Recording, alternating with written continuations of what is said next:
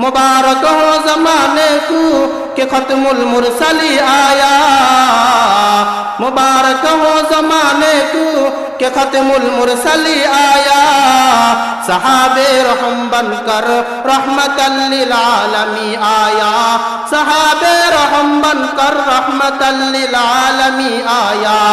हकीकत की खबर देने बशीर आया नज़ीर आया, हकीकत की खबर देने बशीर आया नज़ीर आया।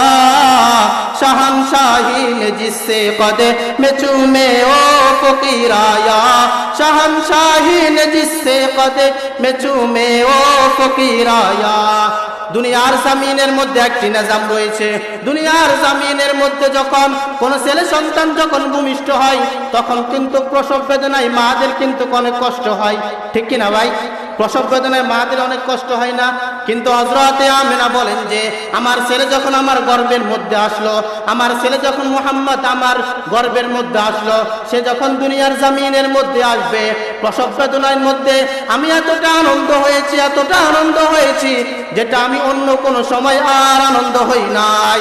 রহমাতুল লিল আলামিন খান তাশহুদা ওয়ান্দে করিম ওয়ামা আরসালনাকা ইল্লা রহমাতাল লিল আলামিন ওয়ামা আরসালনাকা ইল্লা রহমাতাল লিল আলামিন।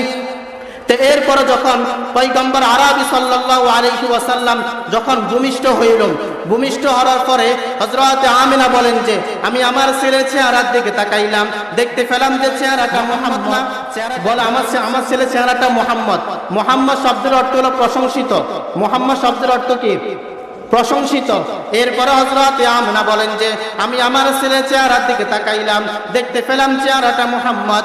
আমি আমার ছেলের নাকের দিকে তাকাইলাম, নাকটা মুহাম্মদ। আমি আমার ছেলের চোখের দিকে তাকাইলাম, চোখটা মুহাম্মদ। আমি আমার ছেলের হাতের দিকে তাকাইলাম, হাতটা মুহাম্মদ। আমি আসমানের দিকে তাকিয়ে মালিককে বললাম, ও মালিক, আপনি আমাকে এমন কি ছেলে দান করলেন, এমন কি ছেলে দান করলেন যে ছেলের সমস্ত কিছু মুহাম্মদ, এমন হাই কোয়ালিটি ছেলে, এমন আনকমন ছেলের নাম আমি কি রাখতে পারি?